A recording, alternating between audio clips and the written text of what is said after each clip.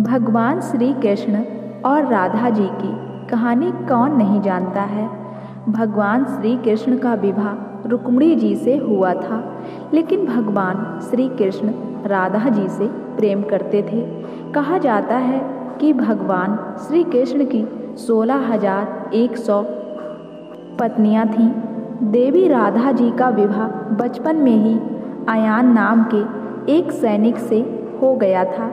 जब राधा जी 6 वर्ष की हुई तब उनका विवाह करवा दिया गया था, लेकिन विवाह के 1 वर्ष के पश्चात ही आयान का निधन हो गया था, जिसके बाद ही देवी राधा का मिलन भगवान श्री कृष्ण से हुआ था।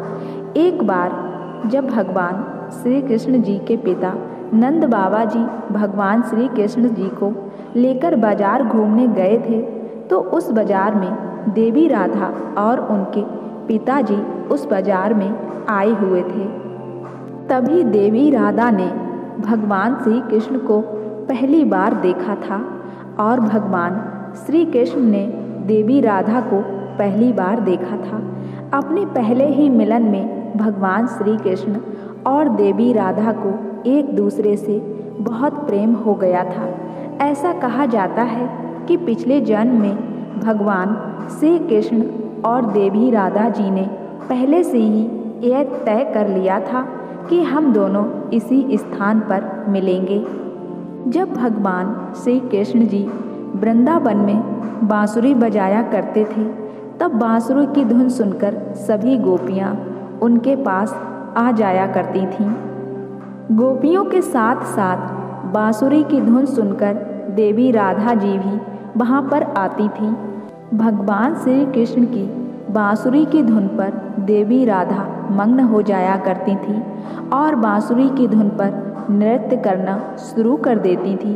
भगवान श्री कृष्ण देवी राधा पर पूर्णतया मोहित थे और वह देवी राधा से विवाह करना चाहते थे, जिसके लिए भगवान श्री कृष्ण ने अपनी माता यशोदा जी से अपने और देवी राधा के विवाह के बारे में बात की और भगवान श्री कृष्ण ने माता यशोदा से कहा था, मैया मैं राधा से विवाह करना चाहता हूँ। जिसके बाद माता यशोदा ने देवी राधा से विवाह करने के लिए भगवान श्री कृष्ण को मना कर दिया और उनसे कहा था कि तुम्हारा विवाह राधा से नहीं हो सकता, क्योंकि तेरी राधा तुझसे 6 साल बड़ी है और उनका विवाह पहले से हो चुका है।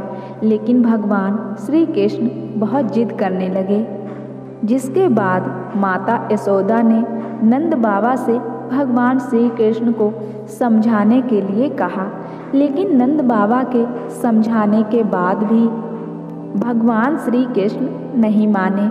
जिसके बाद ऋषि गर्ग ने भगवान श्री कृष्ण को समझाया कि आपका विवाह नहीं हो सकता है, क्योंकि आपका जन्म किसी और कार्य के लिए हुआ है। तब ऋषि गर्ग ने भगवान श्री कृष्ण को बताया कि आपका जन्म इस दुनिया में धर्म की स्थापना करने के लिए हुआ है। लेकिन ऋषि गर्ग की बात भी भगवान श्री कृष्ण ने नहीं मानी और जिद करने लगे।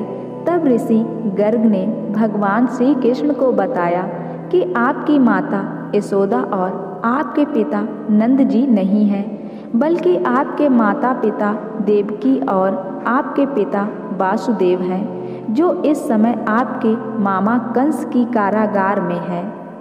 यह सुनने के बाद भगवान श्री कृष्ण जी वृंदावन से मथुरा आ गए। भगवान श्री कृष्ण के मथुरा आने के बाद देवी राधा का जीवन बिना कृष्ण को देखे बहुत दुर्लभ होने लगा।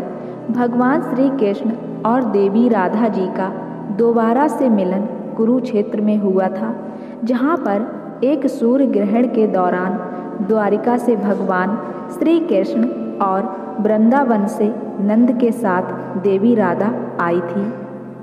देवी राधा सिर्फ श्री भगवान कृष्ण को देखने के लिए ही आई थी।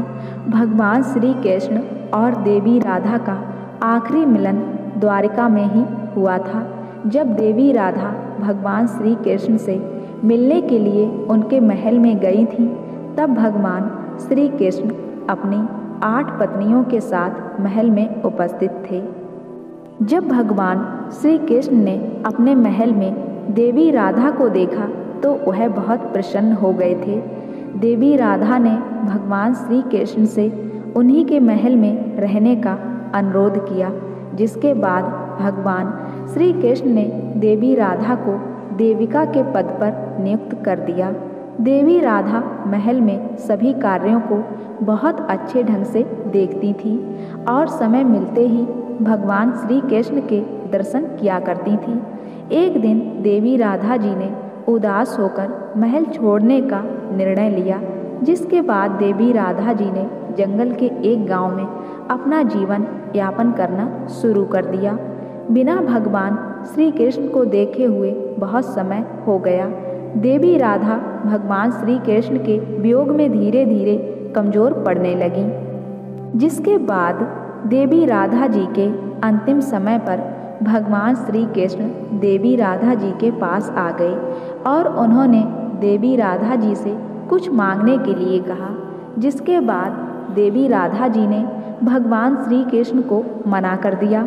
लेकिन भगवान श्री कृष्ण के जोर देने पर देवी राधा ने भगवान श्री कृष्ण से कहा कि आप मुझे अपनी बांसुरी एक बार फिर सुना दें, जिसके बाद भगवान श्री कृष्ण ने देवी राधा जी को दिन रात में बांसुरी सुनाना शुरू कर दिया और बांसुरी की धुन सुनते सुनते एक दिन देवी राधा जी ने अपने देह को त्याग दिया।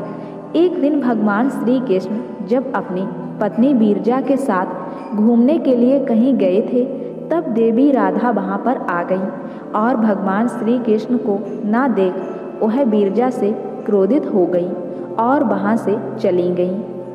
लेकिन भगवान श्री कृष्ण जी के मित्र श्री दामा जी को देवी राधा का यह करना उचित नहीं लगा, जिसके लिए उन्होंने क्रोधित होकर देवी राधा जी को भला बुरा कहा, जिससे देवी राधा क्रोधित हो गई और उन्होंने श्री दामा जी को श्राप दे दिया कि वह अगले जन्म में शंखचूड़ नामक राक्षस बनेंगे।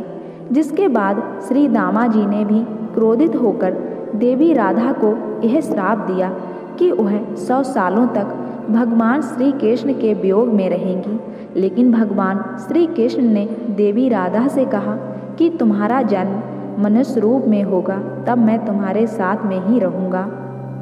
दोस्तों, उम्मीद करती हूँ यह रोचक कहानी आपको ज़रूर पसंद आई होगी और कहानी पसंद आई हो तो मेरे चैनल को सब्सक्राइब ज़रूर कर देना, साथ ही बेल आइकन को प्रेस करके ऑल पे क्लिक कर देना, जो ऐसी ही खूबसूरत कहानी आपको मिलती रहे। और वीडियो को लाइक शेयर ज़रूर कर देना।